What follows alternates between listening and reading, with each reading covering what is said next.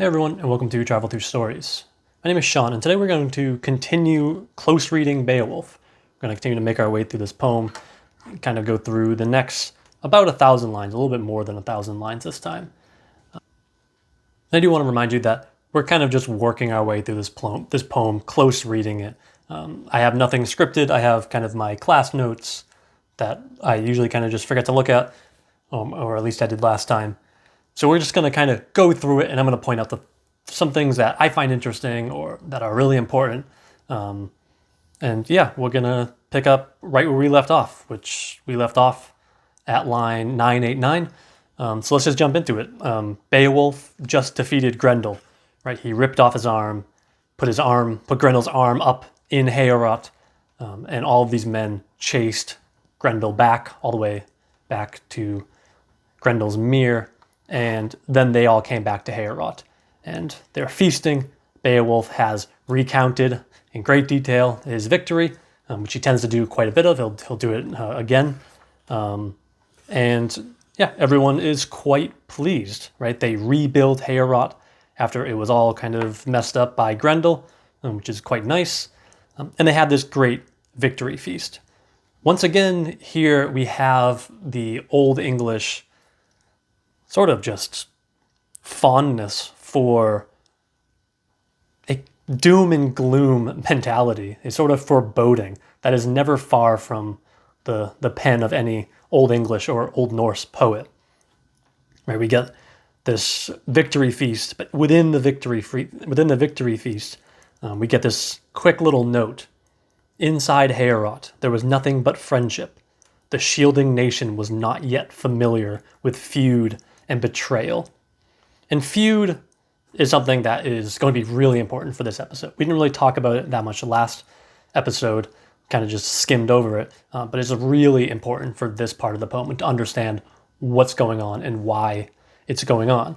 But once again, we see this foreboding. The shielding nation was not yet familiar with feud and betrayal. If you remember way back at the beginning, when Hrothgar is building Heorot,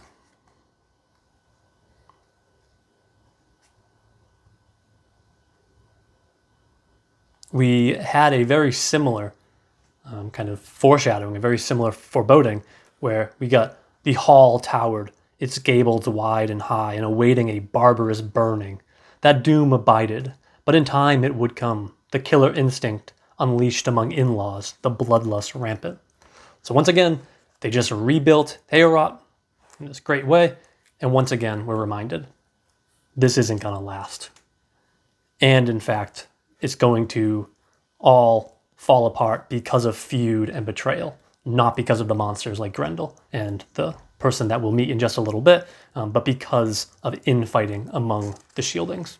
So great. Again, more gifts. These gifts are really important. And this is actually something that I should mention, because again, I didn't mention it last time, that one of the most important things a lord or a king does is give gifts. In Anglo-Saxon culture, this is, or basically any early Germanic culture, gift giving is the essential part of any sort of lord-vassal relationship. Beowulf helped Hrothgar, so Hrothgar, if he is a good king, should be giving Beowulf a bunch of gifts. These gifts are, rings, chainmail, helmets, swords, armbands, all this kind of stuff. And this kind of shows that Hrothgar is a good king. We talked a little bit about him last time, but how he is, he's very old. He's unable to protect his land and his people against Grendel. So in some ways, he's not the greatest king, right? Because he had to call on someone like Beowulf to come help him. But he is a good gift giver, which is important. And in fact, we actually saw a bit earlier, and I skipped over it because I didn't want to bog everything down, that the poet does acknowledge that Hrothgar is a good king. Back in line 862, we get, yet there was no laying of blame on their lord, the noble Hrothgar. He was a good king. There is a bit of a hint that the narrator isn't being completely clear or completely honest here, because we saw in the very opening lines with shield shaving, the very famous opening lines that end with "That was good, Kuning." That was a good king. We see it repeated here, and we'll see it repeated one more time in this poem. That was good, Kuning. But it is preceded by this ak, which basically means but in Old English. So it depends on how you want to read this, right? And Seamus Heaney just ignores this, of course. But it depends how you want to read this, right? Is it all of this is a thing, but he was still a good king? Or is it all of this happened, but he was still a good king, right? It kind of depends on how you want to read that ak, that was good, Kuning. I think Hrothgar is a pretty good king in some ways. In other ways, he's grossly incompetent, and we'll talk about that in a little bit when we get to a part with Wealtheow, who is Hrothgar's queen. So they're feasting, they're giving all these gifts. And again, remember, we just defeated Grendel. Beowulf just defeated Grendel. Everyone's in jubilation, right? The other Geats are being rewarded. And it's great, right? Hrothgar is paying compensation, a price in gold, for the Geat who was eaten by Grendel. Remember, when Grendel first opened the door, or burst open the door, he immediately grabbed the closest Geat he could find and basically ate him alive. Remember, hand and foot. Hrothgar is paying compensation for the death of that man. And again, and we'll come back to this in just 1 minute. The idea of compensation. We'll come back to that when we get to talking about feuds a bit more. So this is all well and good. Once again, we get this digression that the narrator or the editor of this edition put in italics, which I should note, there's nothing in the manuscript that separates kind of the main text of the poem and these digressions. This is a modern editorial choice. And I just mentioned that because it's kind of important that you don't think of these digressions as separate from the poem. I think it's important to think of them as parts of the poem. But once again, this minstrel, this Shope, is so enthralled with the story of Beowulf, and he wants to please the hero, that he starts singing this other song. And like we looked at last time with this song about Siemund and of Heremod, this song that he sings is an odd choice, and it's worth thinking about. Why are we getting this song or this kind of digression right now? So what this is, and this is a very long digression, it's over 100 lines, is what is called the Finnsburg episode. And we actually have, very interestingly, another version of this story in Old English. There's a fragment that's basically on like one piece of vellum called the Finnsburg fragment. And it retells this story. We only have, again, like 100 lines of it or so we're missing the bigger context. But what that indicates, the fact that we have this other story, is that this story was probably pretty well known, or at least well known enough that, in the very small amount of Old English poetry that survives, this story is preserved twice. And it probably also indicates that the fragment that we have was a part of a much larger story, perhaps another story that is, the length of Beowulf or something like that. But very quickly, I won't spend too much time on this because, well, I think it's very interesting, but I don't think we necessarily have to. The Finnsburg episode is all about this feud that breaks out between the Frisians and the Danes. Essentially, these two groups of people are fighting. And they're, on the Frisian side, there's this guy named Finn who marries this Danish princess named Hildebert. And Hildebert has a brother named Hnaef. And basically, Hnaef and Finn end up fighting. They end up having this war, which kind of goes against the whole point of having Hildebert marry Finn. Women were often, and we'll see this in just a little bit again, that women were often married as sorts of peace weavings. Freyaru weba is the word in Old English, which basically means like peace weave. Women are peace weavers. And so she's supposed to kind of join these two families together. We see this all the time in the Icelandic sagas, by the way. And it doesn't really work out. These two tribes come to blows, and it ends up being an absolute bloodbath where Hnaef, one of the Danes, is killed, and this guy named Hengist, whose name just means horse, takes over, and the Danes and the Frisians, after this big war where a bunch of people die, decide to make peace. But of course, it's the middle of winter, and I don't know if you've ever been to the North Sea.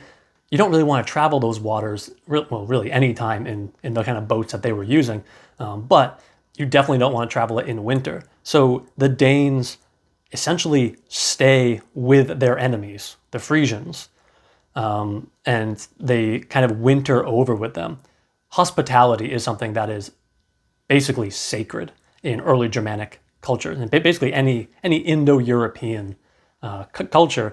Hospitality is absolutely sacred. That's a whole other story that we could get into, but we know this because in every single mythology from every single group of people who are descended from the Indo-European tribes, the kind of the language group, one of the main themes in all of their mythologies is the importance of hospitality. So the Frisians say, okay, even though we beat you, we will let you stay in our place for the winter, and you'll be fine. They call a truce. They burn all the dead bodies in this very grim way. Like, this description of the bodies being burnt is wild. Like, the bodies are like crusted gashes, spattered and ran, bloody matter. The glutton element flamed and consumed the dead of both sides. It's very visceral. Of course, this doesn't actually last, because this wouldn't be a good story if this peace lasted. But so they're there for a long time, and importantly, they are in exile, these Danes, right? They're staying with the Frisians, they're in exile. And we get this word, reka, that means exile. We'll come back to that again in just a minute. Very, very important for all Old English poetry, very important for Beowulf as well. They're in exile, and they want to go home, right? Spring eventually comes, and they decide to go home, but we get this great little passage.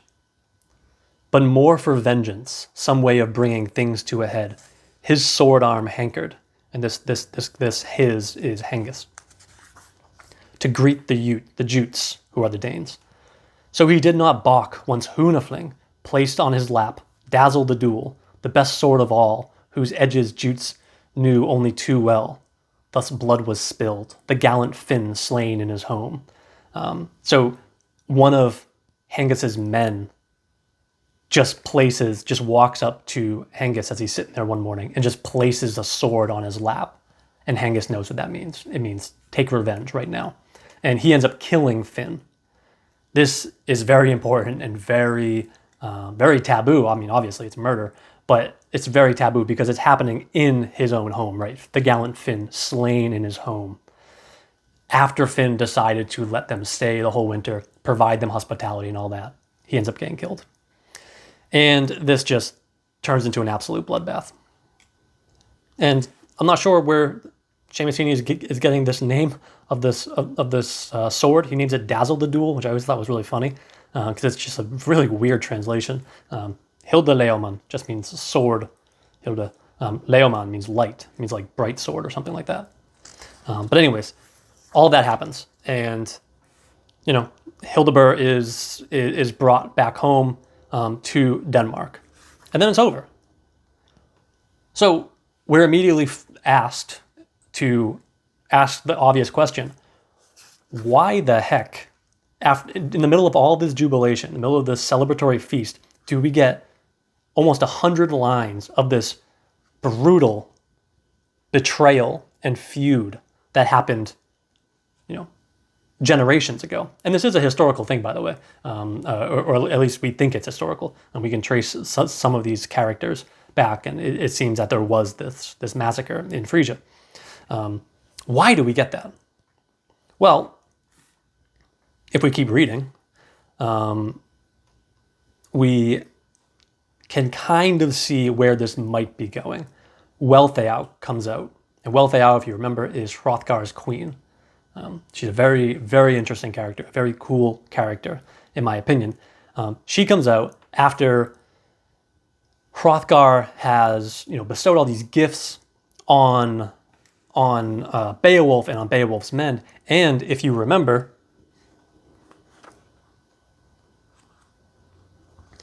after Beowulf killed Grendel, Hrothgar said this: "So now, Beowulf, I adopt you my heart as a dear son." Keep that in mind. Hrothgar, after Beowulf slayed Grendel, basically adopts Beowulf. So that just happened. Wealtheow now comes out and just gives this just wonderful speech that I'll try not to read in full, though I'll probably read most of it. The queen spoke. "Enjoy this drink, my most generous lord. Raise up your goblet. Entertain the Geats duly and gently. Discourse with them. Be open-handed, happy, and fond. Relish their company, but recollect as well all of the boons that have been bestowed on you. The bright court of Hera has been cleansed, and now the word is that you want to adopt this warrior as a son.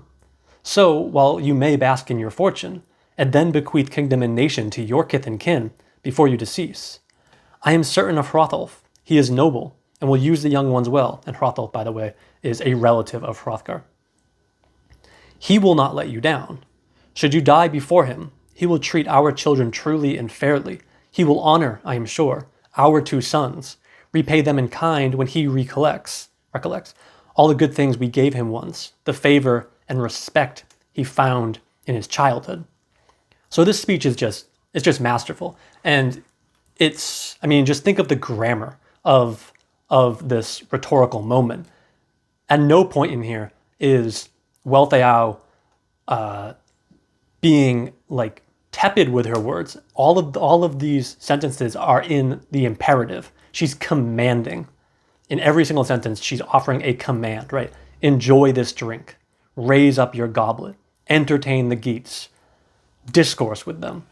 Relish their company. She's telling Hrothgar what to do. But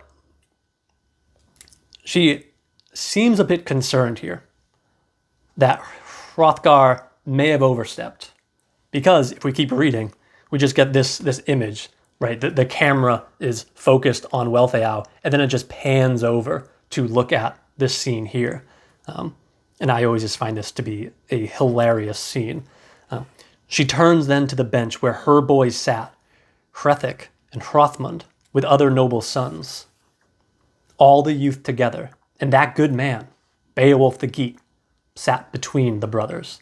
So, while Wealtheow is giving this long speech, her 2 young boys, right, Hrethik and Hrothmund, I don't think they're that young. They're probably adults. I like to think of them as very small, wearing their little prince crowns on their head and stuff like that. They're sitting on a bench, looking, innocent and young, and in between them, still covered in the blood from the fight or something, is massive Beowulf sitting right in between them. Right, Beowulf the Geat sat between the brothers. Wealtheow is very concerned that Hrothgar just gave away the kingdom. Right? When Hrothgar adopted Beowulf as a son, in a way he disinherited his sons, his own sons. And Wealtheow comes out in front of everyone, right? Everyone's here, all of the Geats, all of the Danes, Hrothgar, Beowulf, everyone, comes out before all of them and reminds Hrothgar that they have 2 sons that would love to inherit this kingdom. Very, very cool passage. I think this really shows the power of Wealtheow. But I think we see here too kind of the power of women in kind of the behind the scenes politicking. You have to kind of read between the lines a lot of the time to see women in a lot of these texts. But this is a commanding speech. And it's politically very important. Goes back, we get more gifts being given and just the descriptions of these gifts. I mean, they're very, very, very lavish. We get, again, more foreboding where it kind of zooms forward to Hrothgar the Geat, who is the lord of Beowulf back in Geatland or Geatland. This necklace that Hrothgar gives Beowulf is the Brosing's necklace. This necklace, by the way, pops up quite a bit in Norse mythology. The necklace of the Brosings. Very, very cool necklace. You can kind of trace it through all these Germanic texts. It's very interesting. I could have a lot to say about that, but let's skip over it. Hrothgar wears this necklace, right? And, at some point, fate swept him away because of his proud need to provoke a feud with the Frisians.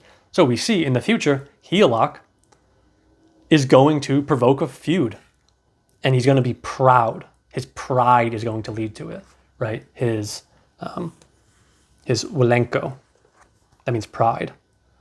So not only do we get this sort of fatalistic, fate swept him away, right? This hine wer fornam, right? Fate swept him away is a pretty literal translation. But it's because of his pride. Pride is very important for the text of Beowulf. And feuding is very important because, we'll see in just one second, Wealtheow does go to Beowulf and does offer her thanks and gives him gifts and stuff like that. Wealtheow isn't, super anti-Beowulf. She's just, in favor of preserving her children's inheritance, really. So she does this whole thing, and then we get that everyone goes to sleep. And, like we saw earlier in the poem, when everyone went to sleep early, something happened. They went to sleep, and one paid dearly for his night's ease, as had happened to them often ever since Grendel occupied the Gold Hall, committing evil until the end came, death after his crimes.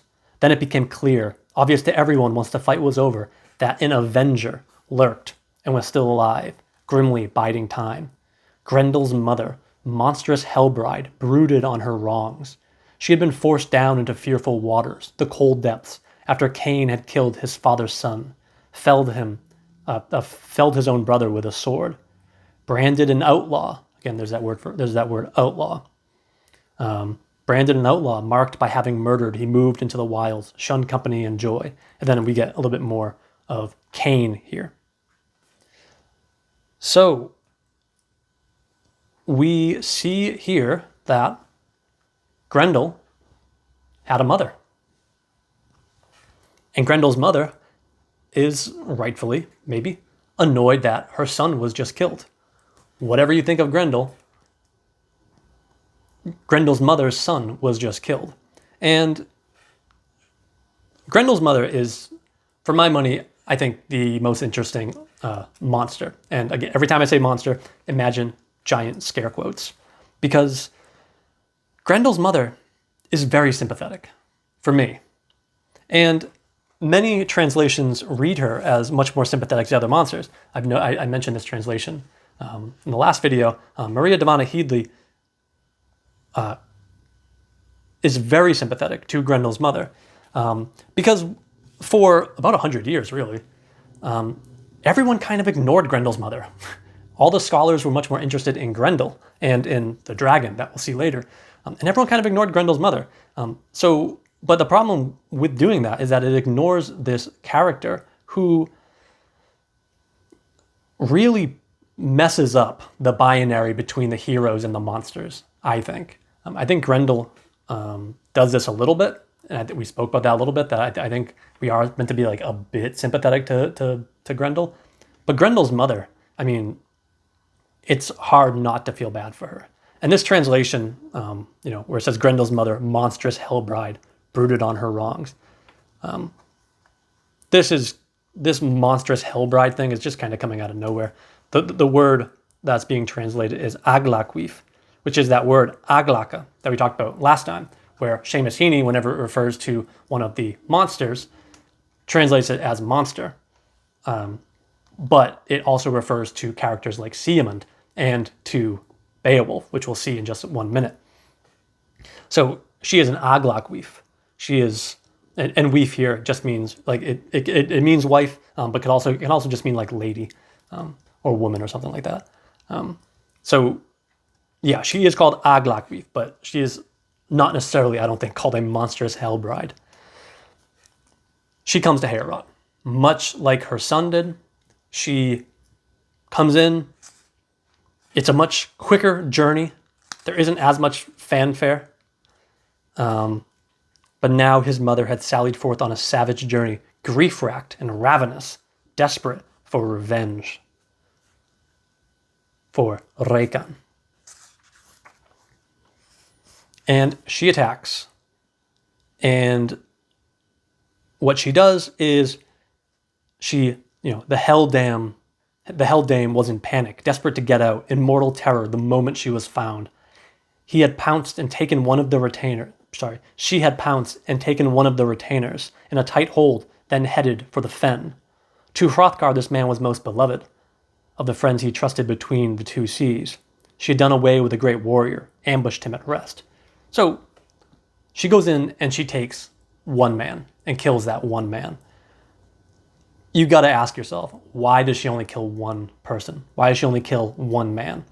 Right? She doesn't just go in there and just wreak havoc on everyone and kill 30 people. As we'll find out soon enough, she is just as strong, if not stronger, than Grendel.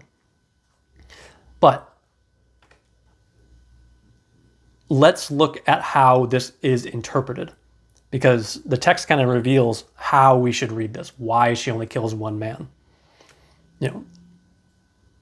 Beowulf was elsewhere, right? He was staying in a different house, something like that. And we get quickly a response from Hrothgar. And Hrothgar responds by, one, naming the man who was just killed by Grendel's mother, whose name is Ashera. And it says, Ashera was everything the world admires, in a wise man and a friend. Then this roaming killer came in a fury and slaughtered him in Heorot, where she is hiding, glutting on the corpse and glorifying in her escape. I cannot tell. She has taken up the feud because of last night when you killed Grendel, wrestled and racked him in ruinous combat, since for too long he had terrorized us with his depredations. So immediately, and Hrothgar speaking to Beowulf here, of course, immediately Hrothgar recognizes this as a feud. He doesn't recognize this as a random killing or a random murder. He recognizes it as a feud, right? Heotha feitha reik. She has committed or taken up or done rek, the feud. This is a really important concept for Anglo-Saxon England as a whole, but specifically Beowulf, because it's I won't get into this here, but it's kind of unclear how much this happened in kind of the real life. But in the literature, feuding is very important. Basically, in feuds, which are legal concepts, you have the legal right to take revenge, essentially. And basically, in a really important term is this term called wergeld. Wergeld. What wergeld means is, wer just means man, right? Think of the word werewolf, man-wolf. And geld means payment or price or gold. So man price. Every person in society in early Germanic, as far as we can tell, especially in the literature, in early Germanic cultures, has a price on their head. And essentially what you can do is if you kill a man, you then have to pay his family the wergeld. And if you refuse to pay the wergeld, say 200 pieces of gold, if you refuse to pay that, then that family can kill someone in your family or who is worth the same amount of money, essentially. And again, people have, their price. A strong warrior in his prime is going to be worth more than, say, a child or something like that, or a woman. But so what's important here, though, is Hrothgar immediately recognizes this as a great tragedy, but recognizes this as a feud. And we did see this earlier with Grendel, who, when he was doing his kind of Grendel thing at the very, very start, and I promise that this thread goes through the whole poem, I'll just point out this moment when, right at the beginning, in the first 200 lines, when Grendel was killing all of these people, Grendel ruled in defiance of right, one against all. We talked about this. it is, again, this whole thing is also recognized as an unrelenting feud. And the reason why it's unrelenting, the reason why it never ends, is because it's very clear here that not only was Grendel just continuing to kill people, but he would never parley or make peace with any Dane, nor stop his death dealing, nor pay the death price, right? The weregeld, essentially. So not only won't he stop killing people, but the part that makes it really problematic, and the reason why this feud cannot end without killing Grendel, is because Grendel won't pay the death price, the weregeld, the fee that he should be paying, this compensation, right? We saw earlier, after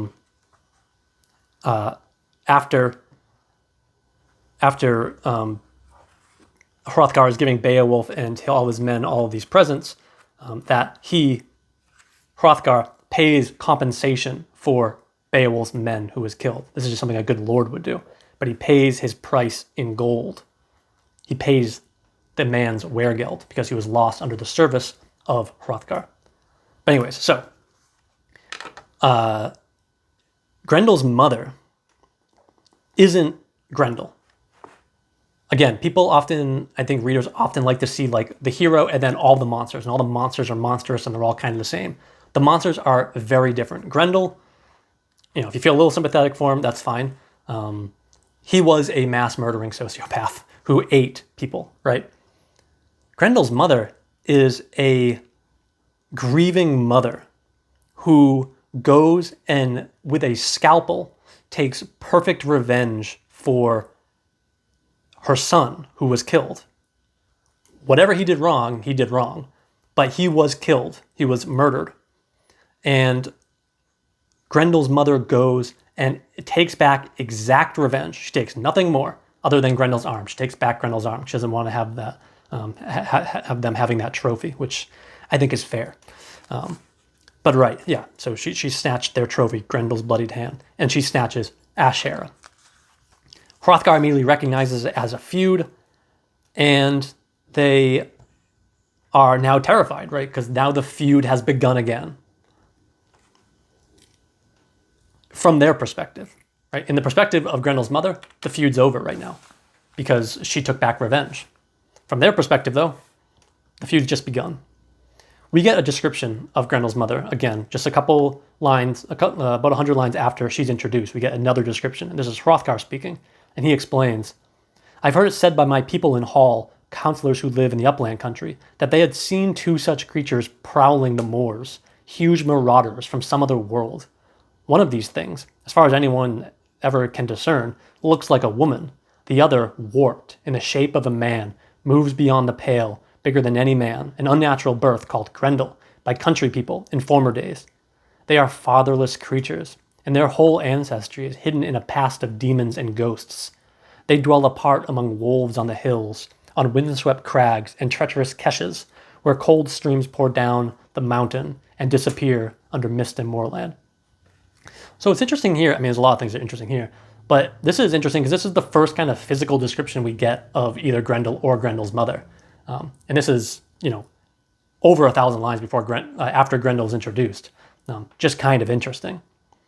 But we get this description of them that indicates that they are kind of humanoid, right? That they are, this is describing Grendel, right? Other Ermschapen on Weres Westmum.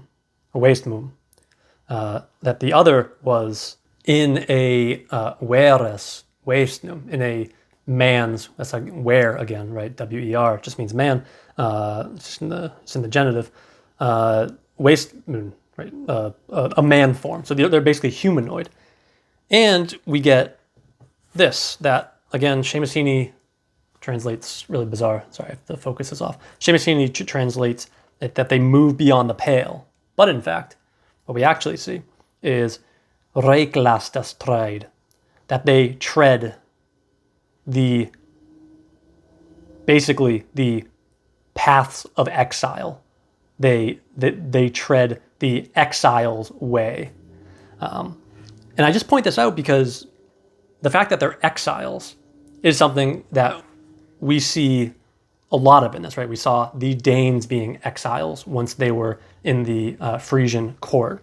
We actually saw this with Siemund, who, when we got that whole digression with Siemund, he killed this dragon, he loaded the boat, he did all this stuff, and again, we kind of miss it in the translation, but instead of Seamus Heaney translates it as Siemund's name, it actually says Se was Reiknena. Reikena, sorry. Se was Reikena. The exile was. Seaman isn't called Seaman here, he's called the exile.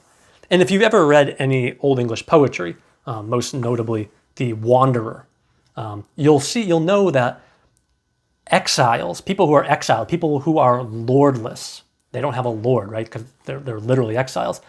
These people garner a lot of sympathy. Any of the elegiac poems, the Wanderer, the Seafarer in some way, the Ruin kind of talks about this a little bit, not really. The Wanderer and the Seafarer most especially. The idea of being an exile is very sympathetic and it's very, very sad. And we'll see it a little bit later as well.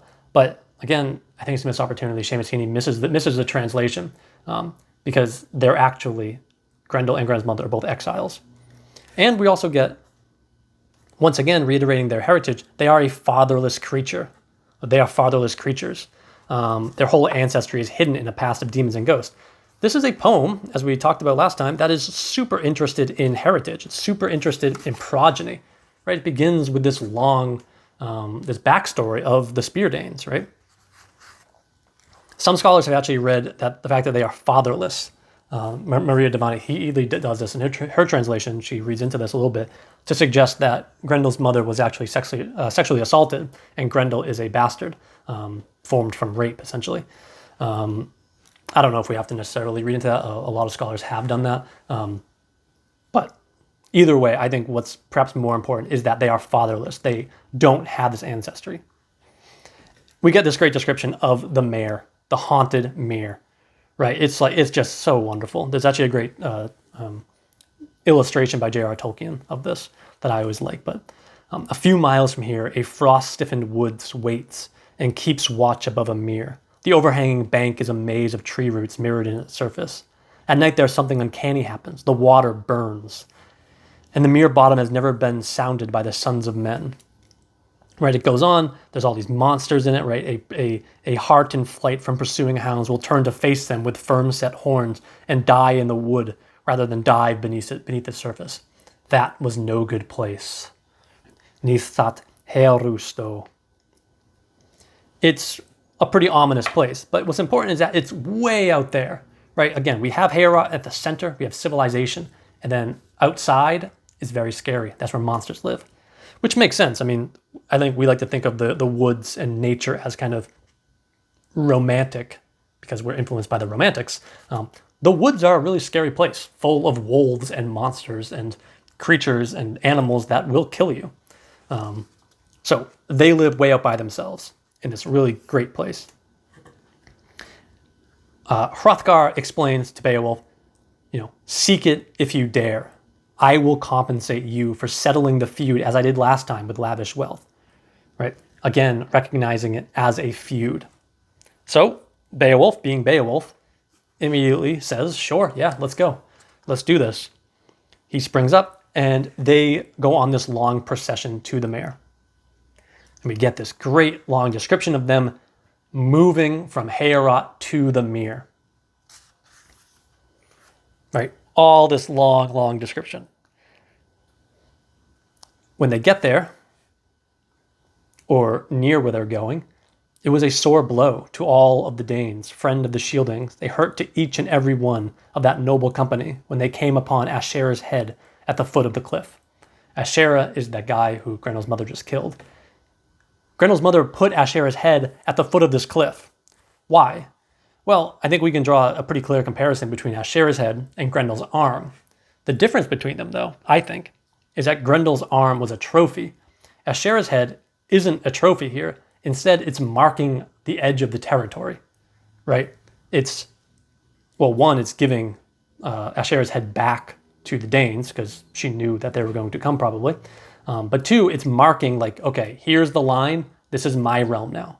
Everything over there is all yours and fine. Everything over here is mine. We get, again, just more description. There are all these like sea dragons and monsters in the water, all these reptiles. One of the Geats even just shoots one of them with a bow to kill one of them. And I think it's actually kind of interesting how it's described if you read it closely. It seems kind of almost like an indictment of the Geat. But this whole scene of them, of Beowulf and all of his men, and even Hrothgar and his men going to Grendel's mother's mere reminds me a lot of the multiple scenes we've seen before of Grendel moving from, the misty slopes where Grendel comes loping into Heorot, and Grendel's mother being way out here and coming all the way in. And here we're getting Beowulf and his men starting in Heorot and moving out to Grendel's mother's house. See what I mean? I think there's some parallel going on here between these journeys. In some ways, the roles here are reversed, and Beowulf is Grendel in this moment. And I think we'll see that in just a second. So they get there. They kill some of those monsters. Beowulf gets armed in this very long description, very kind of standard trope in a lot of medieval literature, the arming scene, the arming sequence. It's very good here. Unferth actually loans him this famous ancient sword named Hrunting, which is pretty cool. There's a lot going on with Unferth. He was the guy who kind of made fun of Beowulf for being a proud young boy and brought up that whole scene with Brecca in the swimming match. But Unferth is a good warrior. Beowulf doesn't like him much, but he is a good warrior. He does have this sword, right? He's not going to use it, but he'll give it to Beowulf to use. And Beowulf gives one last long speech, and then he dives into the water. Right? He dived into the heaving depths of the lake. It was the best part of the day before he could see the solid bottom. So we learned earlier that Beowulf was a really good swimmer. Well, that's a good thing because he needs it now. He's swimming now straight down for about a day. And he dives into the water.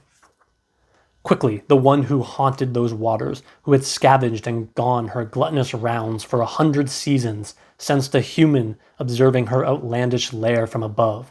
So she lunged and clutched and managed to catch him in her brutal grip, but his body, for all that, remained unscathed.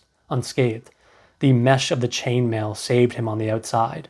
Her savage talons failed to rip the web of his war shirt. Right, so they begin grappling. She grabs him, and they start grappling. Keep this in mind, by the way. Grendel's mother, it's noted that she has ruled for 100 misera, which literally means 100 seasons. Anglo-Saxon people would often refer to the years only having 2 seasons, right? Summer and winter. So Grendel's mother has ruled for 50 years. Keep that in mind, just for a few more minutes. Grendel's mother rules for 50 years, 100 seasons. She grabs Beowulf, and they start grappling, right? They're in the water. Or, yes, they're in the water at this point, right? And she is pulling them into this kind of underground tunnel that has air in it, right? And there's, you can see that then you saw firelight, a gleam and flare up, a glimmer of brightness. So it's kind of like an underwater lair that she has. But here they're in the water. And we get just this great description that I want to look at a little bit because I think it tells a lot if we read this closely. Then once she touched bottom, that wolfish swimmer carried the ring-mailed prince to her court. So that, for all his courage, he could never use the weapons he carried. And the bewildering horde came at him from the depths, droves of sea beasts who attacked with tusks and tore at his chainmail in a ghastly onslaught. The gallant man could see he had entered some hellish turnhole, and yet the water did not work against him, because the hall roofing held off the force of the current. Then he saw firelight, a gleam, a flare-up, a glimmer of brightness. But right, so we get the fact that she's drawing him into her court. And we get this description of these sea beasts. Se deor moning hild toxum. Right? Sea deer, and deer just means like beast of the woods, right? Like any animal in the forest is called a deer in Old English. So many sea beasts. Hild toxum. Sword tusks, essentially. Hera sirken break. Eton aglaken. War shirt kind of broke, right? Pierced. Pursued aglaken. That word again, aglaka. This is just a different form of the noun because it's in the accusative. So what's interesting here, and this isn't just coming from me, this is something that Andy Orchard, in his really brilliant, honestly, critical companion to Beowulf. If you ever want like one text on Beowulf, this book is very, very good. And it has references and footnotes to basically everything written on Beowulf up until when this was published, which I believe was 2001. The issue here is this Aglaken, it's unclear if this is referring to the sea beasts or to Beowulf. Because grammatically, it could mean that the sea beast pursued him, right? That the sea beasts, also known as Aglaken, pursued Beowulf. We don't get a pronoun for him. Or it could mean that the sea beasts pursued the Aglaken, i.e. Beowulf. It's very unclear. And I mean, most people, to be fair, read it to suggest that Aglaken refers back to the sea beasts. But I think the poet's being purposely obscure here. I think it can mean both, which I think is really smart. And in fact, we get these two references to the Nithsella and the Hrothsella, which means Nithsella, which is, also my cat's now up here. A Nithsella is like an underneath hall, a below hall, and Hrothsella is a roof hall. Sorry, you just got whacked with my cat's tail.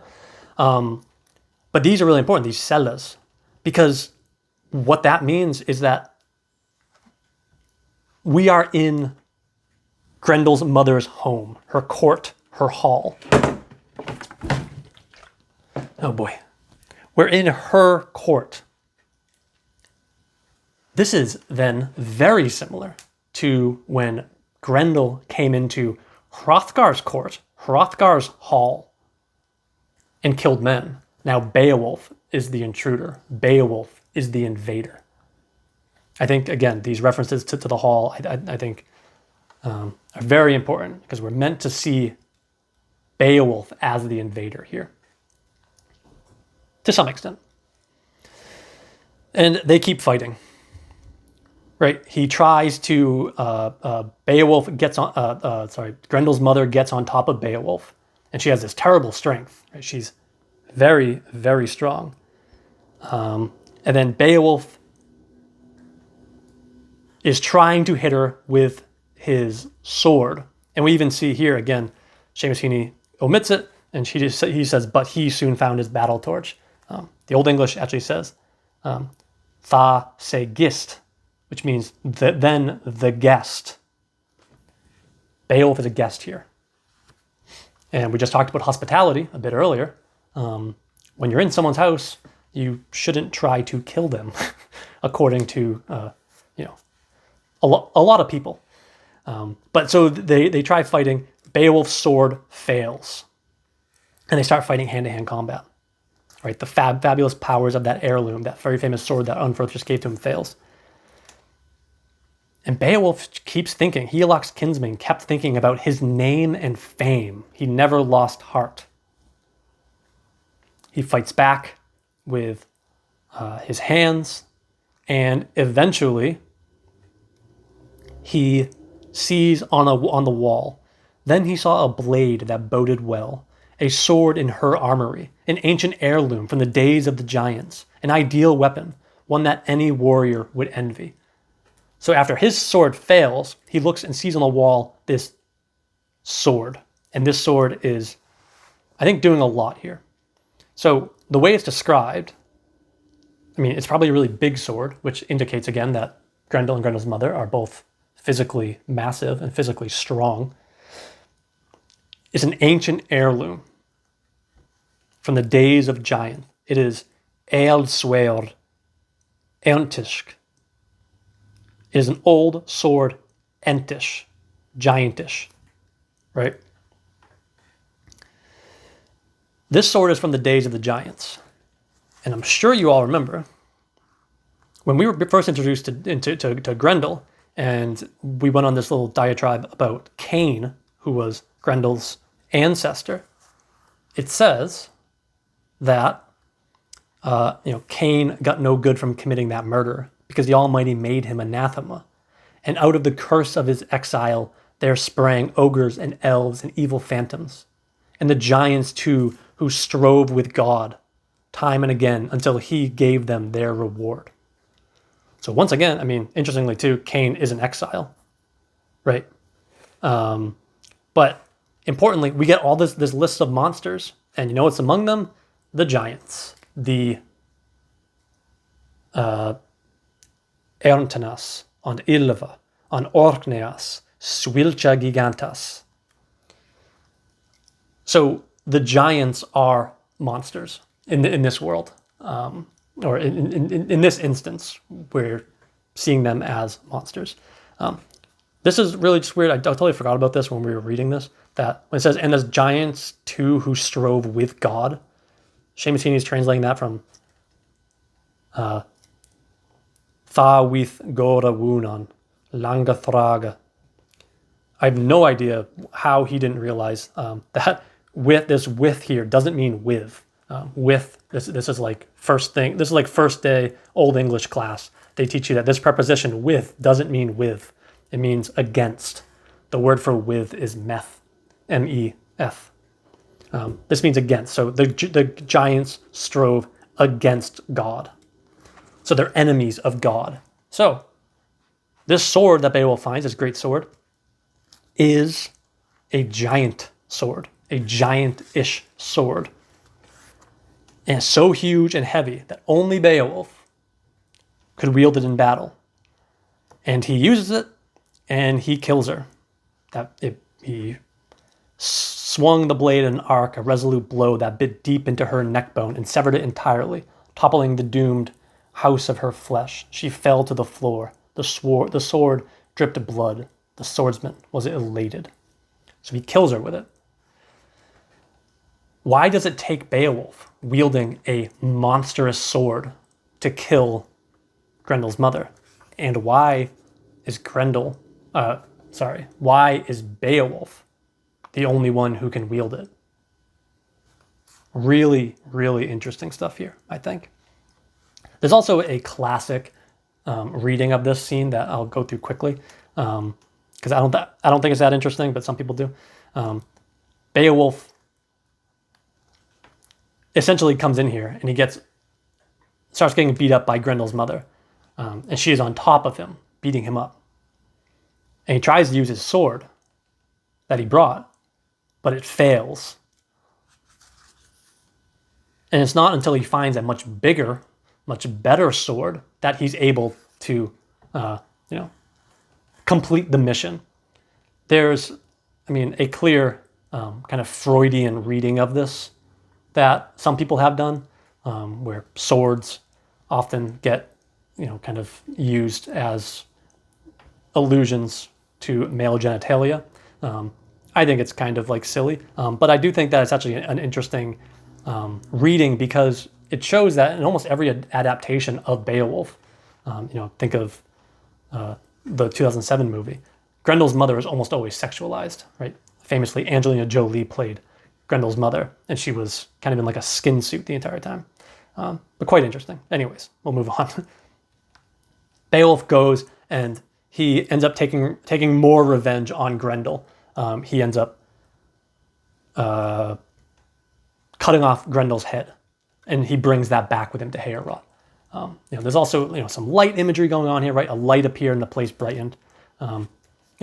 That's kind of there's the religious imagery happening and all this cool stuff.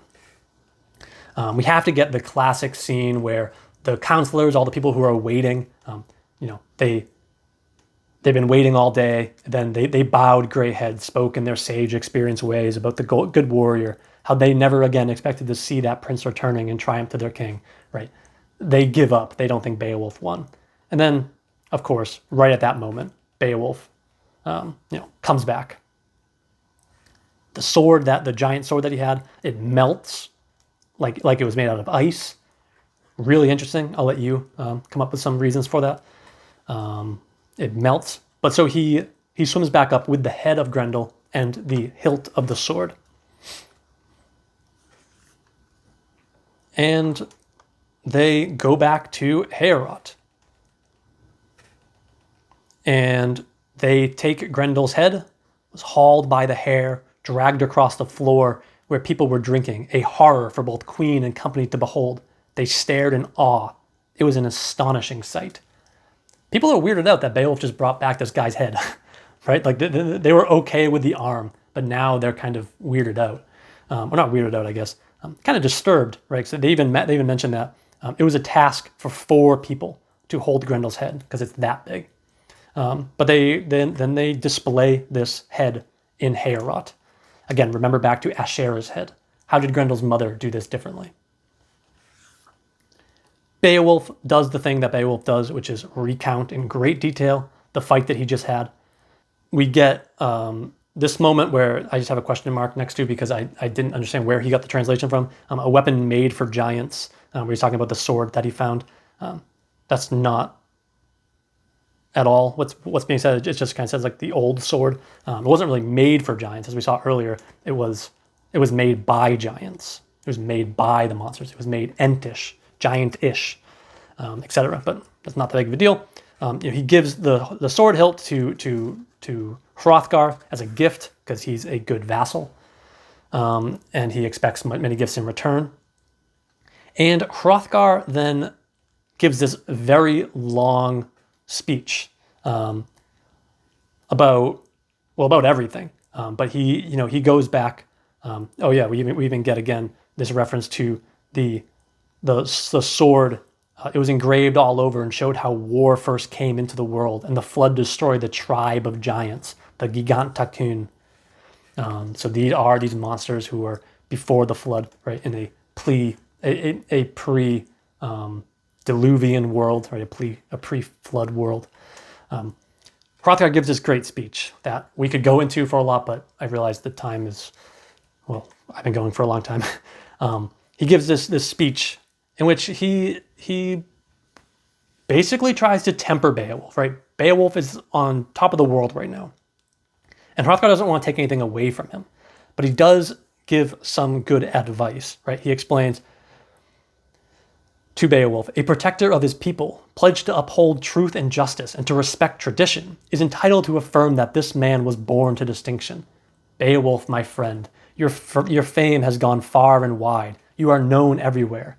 In all things you are even-tempered, prudent, and resolute. So I stand firm by the promise of friendship we exchanged before. Did you notice that he seemed to have changed the goalposts a little bit? Right? Earlier, he promised to adopt Beowulf as a son. Now he's just promising, I stand by my promise of friendship. It seems like Wealtheow gave him a stern talking to while Beowulf was fighting Grendel's mother.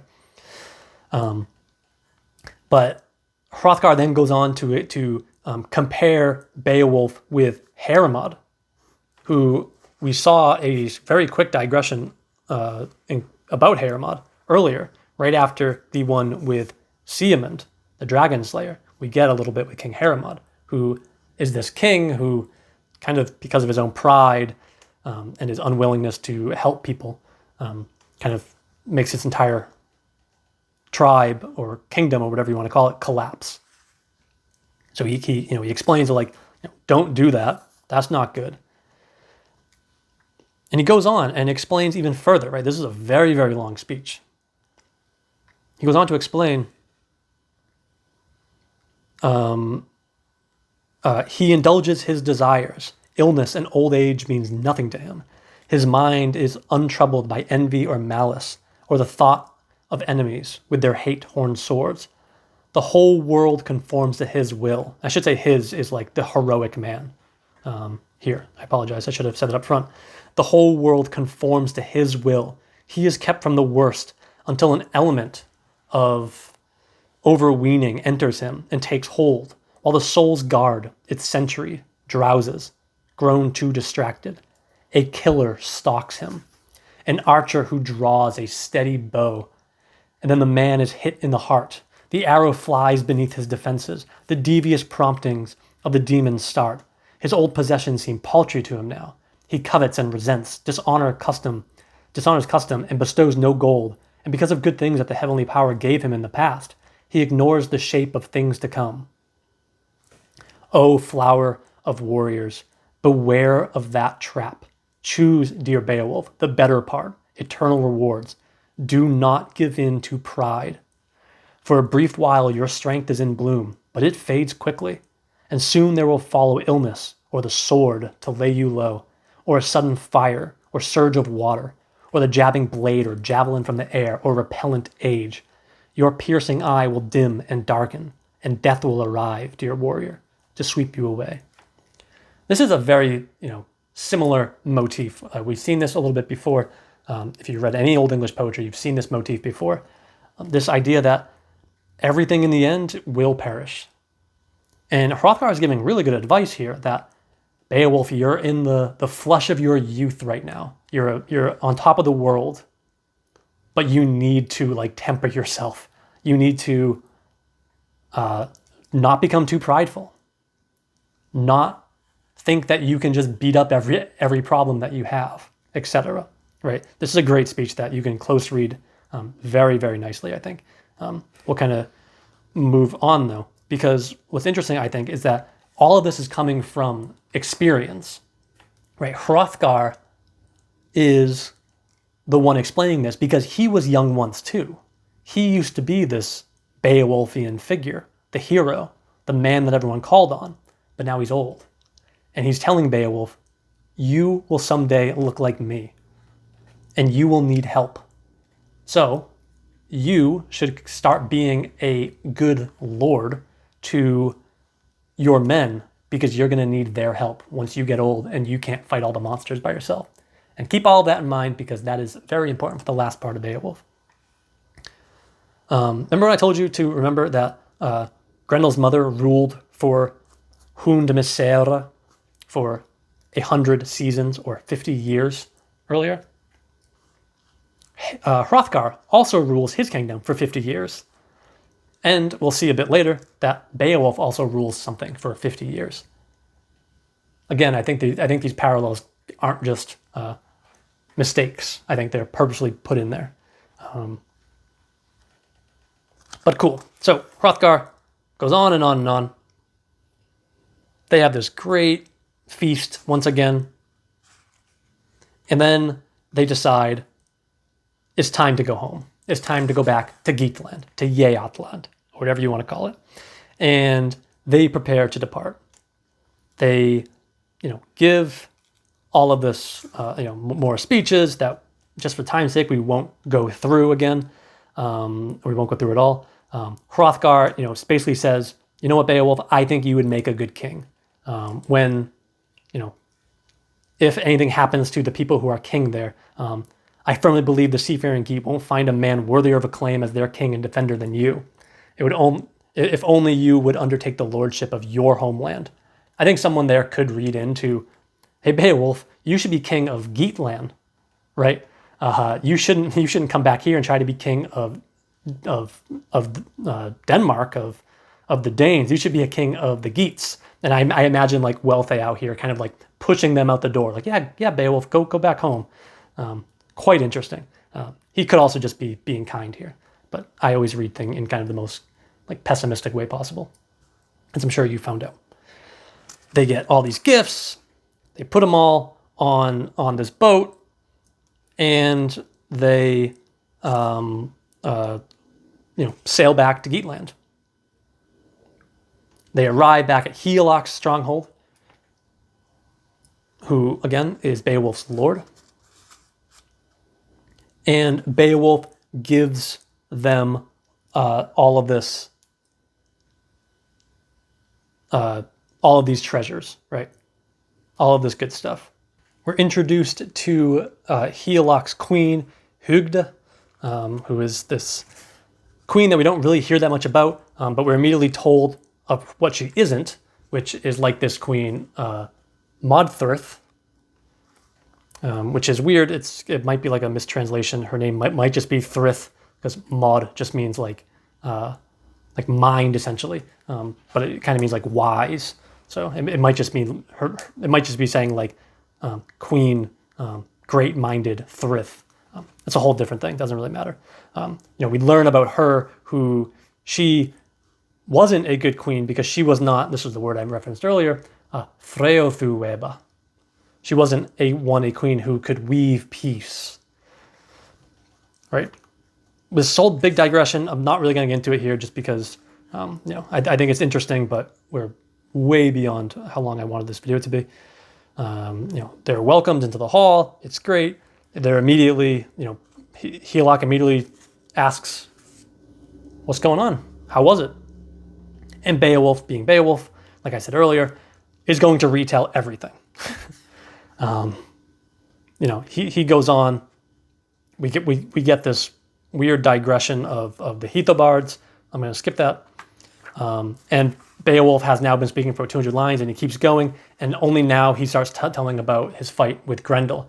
And actually, what's interesting in this retelling, though, I think all the times he retells this story, I think it's really interesting. Even Close read it pretty nicely. But here, we get a new detail that we didn't get earlier. After Heaven's gem had gone mildly to earth, that maddened spirit, the terror of those twilights came to attack us where we stood guard, still safe inside the hall. Their deadly violence came down on Hansho as he fell as fate ordained, the first to perish, rigged out for the combat. A comrade from our ranks had come to grieve in Grendel's maw. He ate up his entire body. And it goes on, right? It explains that Grendel eats this man. And he goes on and on and on, and explains he being Grendel, he had this roomy pouch, a strange accoutrement, intricately strung and hung at the ready, a rare patchwork of devilishly fitted dragon skins. I had done him no wrong, yet the raging demon wanted to cram me and many others into this bag. But it was not to be once I got to my feet in a blind fury. And he goes on to explain. But what's interesting here is we start to hear Beowulf is retelling this story, and he starts mentioning, he mentions the guy's name who died earlier, that he watched Grendel eat. Almost 1,500 lines later, we finally get his name. But Beowulf starts making all these references to this pouch and his bag. And there's something weird going on here that is hard to explain because there's a lot of different readings to it. The way I think about it is I think Beowulf is just having an absolute laugh while telling this story. He says that Grendel had this roomy pouch, this glof hangode.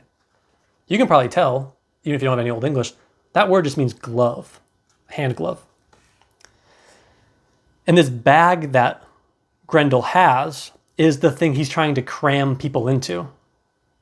Right? Because Grendel's eating them, right? The pouch is his stomach in some way, right? He came to grief in Grendel's maw. But Hansho, this guy's name, it's a weird name. And essentially it just means hand shoe.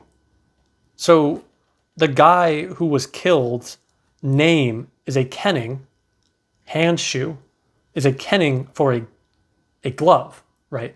A shoe you put on your hand.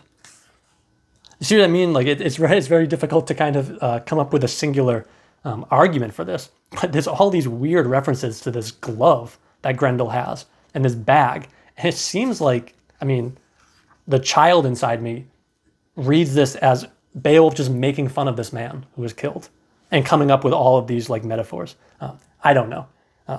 I have other thoughts too, right? A lot of people have written about this, but I'll leave it there for now, just because I think that's the funniest analysis of this whole speech. Beowulf goes on and on, right? He explains about Grendel's mother, explains how he did it. He gives Hrothgar all these gifts. And we kind of come to the end of this first part. Now, these videos are broken up into 3 parts because it's, the poem is 3,182 lines. It makes sense to kind of split it up into 3 parts. But we'll talk about this more next time. But this poem is really broken up into 2 parts. The young Beowulf, which is everything before line 2200. That's everything we've done so far. And then the second part is after Beowulf has become king, and we'll get to all this next time. Beowulf has become king, and he rules for 50 years. And again, Beowulf rules for 50 wintra. 50 years, which is the exact same amount of time that Hrothgar ruled Heorot for, and the exact same amount of time that Grendel's mother ruled her little hall or mere for as well. Interesting parallels. But we will pick up in part 3 with this last 1,000 lines, almost exactly. And Beowulf will have to face one more foe, but deal with a lot more on the way. Things a bit more existential than just monsters. Things like aging and loyalty and pride and all this good stuff. And we will finish Beowulf then. So once again, do let me know what you think about this video. Again, I did not mean for this to go on for well over an hour, but so it goes. Let me know what you think. I'll try to have the last part up for Beowulf soon. I'll record it in just a few more days once I teach it. And yeah, let me know what you guys think about Beowulf. I'm having a lot of fun making these videos. I always love talking about Beowulf. I hope you guys are enjoying it. But for now, thanks for watching.